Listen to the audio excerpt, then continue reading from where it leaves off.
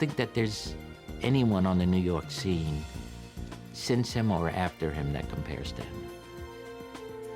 There is no one like him as a person or as a craftsman.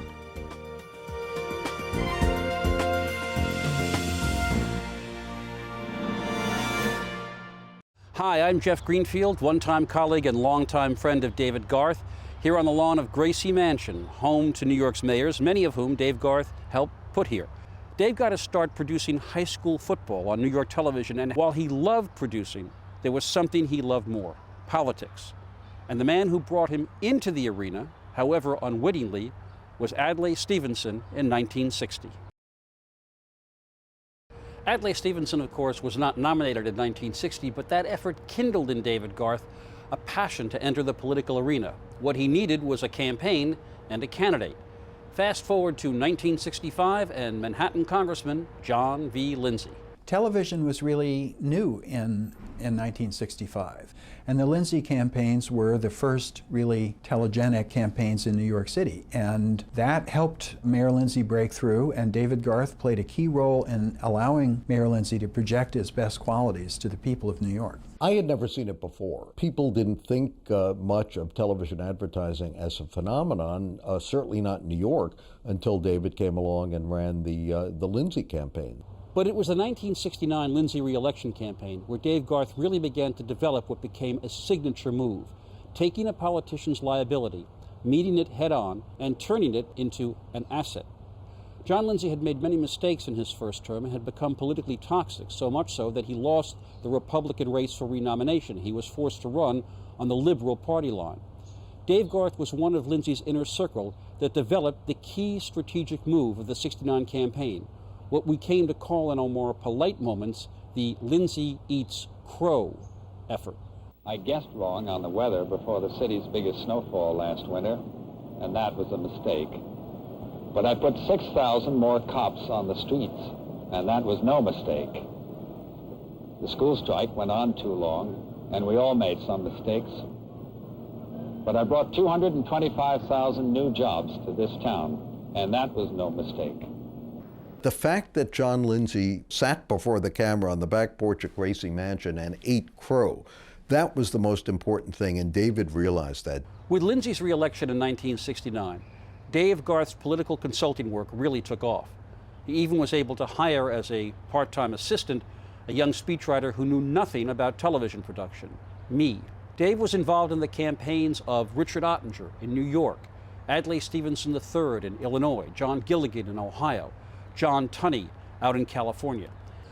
In fact, David became so well known that Robert Redford offered him the chance to play himself in the movie The Candidate. Dave turned down that offer because he hated the script. There is no truth to the rumor that Dave insisted his part be played by Paul Newman. Bottom line is this: I like what you stand for. You got balls, otherwise I wouldn't take you on.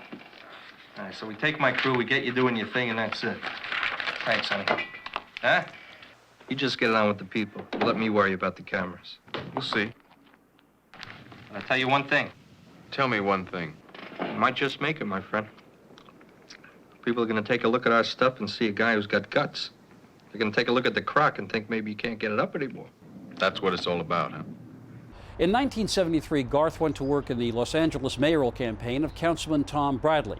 Bradley had lost his first run for mayor in 1969 in large measure because his campaign tried to evade the race issue. Garth, he took it head on. When I was running track here at UCLA, I couldn't have dreamed that someday I'd be running for mayor. But it was possible because of the kind of city that Los Angeles is. It's a city that respects a man who makes it on his own, who works hard, who doesn't ask for favors. After 21 years on the Los Angeles Police Force and 10 years on the City Council, I think the people of this city know where my heart is. I love this city. I want to keep fighting to make it better. That's why I'm running. Bradley won, and David continued his remarkable winning streak. In 1974, supervising the upset victory of Hugh Carey as governor of New York, helping Ella Grasso become the first female governor of Connecticut, helping John Hines get elected to the United States Senate in 1976. But in 1977 in New York, the political story of the year was the campaign of a relatively unknown congressman from John Lindsay's old Silk Stocking district in Manhattan, Ed Koch. I would not have become mayor of the city of New York if David Garth hadn't become my general manager, guru, however you want to refer to him, media consultant. Koch was almost a nobody. He was a Manhattan congressman. The chances of his becoming mayor were pretty slim, but the fact that David Garth had decided to work for him was suddenly an imprimatur. It suddenly elevated him. If David Garth was working for Koch, there must be something there. And he said to me, what he said to me, he says to every candidate, because I've talked to other candidates, you got to lose 10 pounds or 20 pounds. That's the first thing he says. So I said, I'll do it. And I did.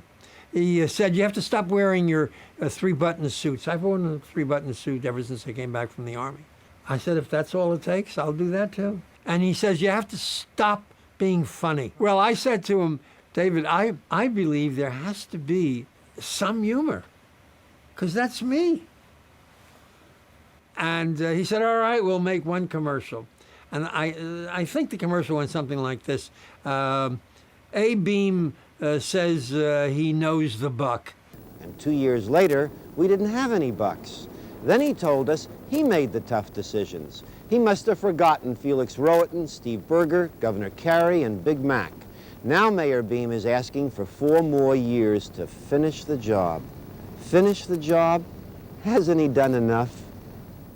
They wanted someone who could run the city after 4 years of near bankruptcy under A-Beam, and Ed Koch was presented in that way, a guy who was not ideological particularly, but David managed to project him as a guy who could surround himself with competent people and actually manage the city, and that's what people wanted. This was a major political feat, and if anyone had any doubts about David Garth's ability, that sealed him as a real kingmaker in this city and around the country.